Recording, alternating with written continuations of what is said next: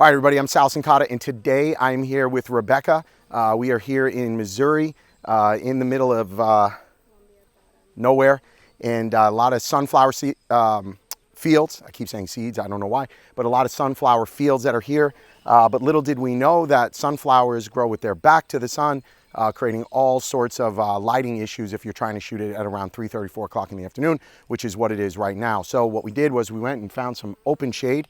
And apparently all the bugs like the open shade as well. I'm a city boy at heart, and this is where we're going to film our first scene. So behind me, what you're seeing is an open field where she will be backlit. And so we're going to backlit Rebecca, and we're going to get some fill light from a reflector. So right now, I showed you what's in my bag. I got a bunch of gear with me that I didn't want to carry from the car. But I'm probably going to start off with an 85 millimeter, and then I've got a reflector here that Christine's going to help me with just to use some fill light. And I'm already thinking I want to shoot it wide open. And the reason behind wanting to shoot it wide open is to get that kind of ethereal look and feel. I'm not looking, can somebody hand me a towel?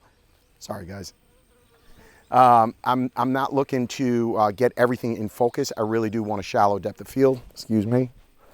Today, just so you know, it's 105 plus with the heat index, so we are going to try and work fast to get what we're looking for. So I think we're going to get some good stuff here. Let's just get to it, start shooting. Like I said, just a reflector, 85 millimeter lens, and the rest is there.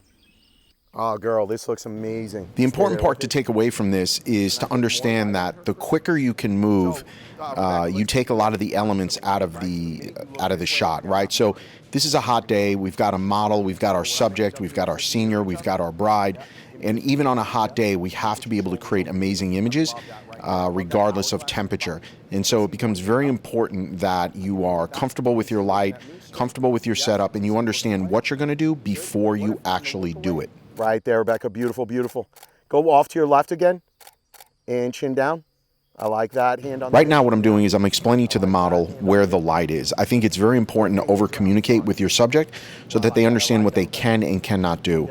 The light that we're using is a reflector camera right. The sun in the scene is behind our subject, and I'm using that as an edge light on her hair. What she was doing is looking away from the main light source, and what that's going to do is create some weird shadows on her face. And so I'm instructing her on where to look and understand where the light is. Don't be afraid to over-communicate with your subject.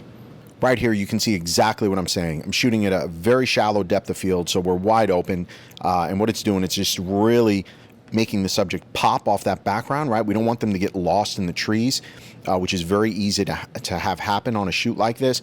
And you can see that I'm using the light behind her at about the 10 o'clock position. So it's creating that hair light and that edge light, which is adding to the separation. And then we're just using that reflector to fill to the front. So the only shadows that are being created are the ones from my light versus trying to use the sun as a main light source, which is going to create uncontrollable shadows unless you're scrimming it, which is an entirely different setup here. In this image, you can see exactly what I'm referring to with shadows. Here, she's just approaching some Rembrandt lighting. If she turns a little bit more, of course, it will be more, but that's not what I want. And so this is right in her zone.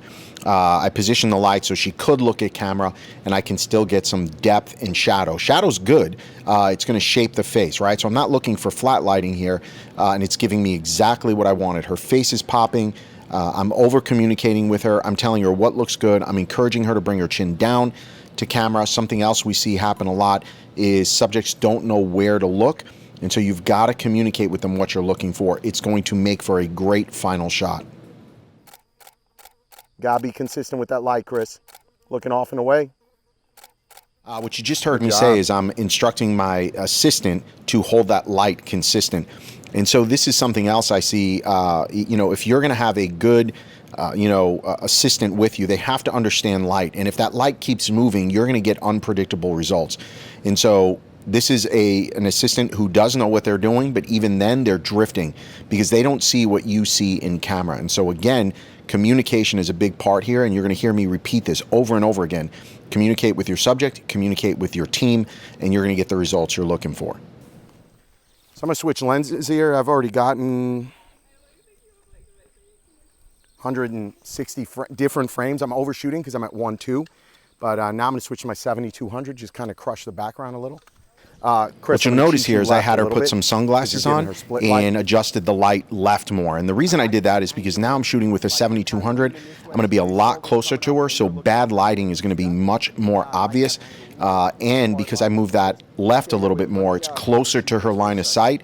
I don't want to blind her, so I felt like the glasses could work in this scene and be an element in the shot, but also maybe give her a little bit of protection so she could keep her eyes open.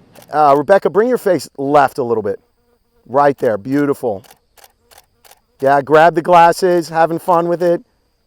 Yep, you love being out in the woods with all the bugs. Oh my God, it's so much fun. Okay, so here's what I like, where I need your help. Okay. This does look good, but her hair is just choking her out in the middle. Okay. So I want her looking at me. So what's happening right now is there's a conversation between me and the makeup artist, and I'm getting her to adjust her hair.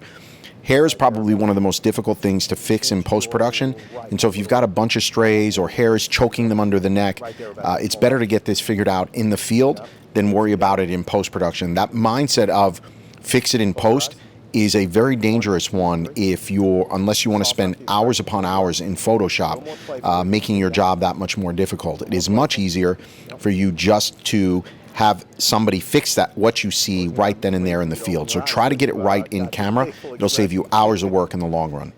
I'm pretty happy with what we got, and that's just one scene. You know, I think our total shoot time in here was probably about 15 minutes. So you can see that you don't really have to spend a whole lot of time in a scene to get something good. You don't have to overthink it. You don't have to overcomplicate it. All we were doing in this situation is working with what the scene is giving us.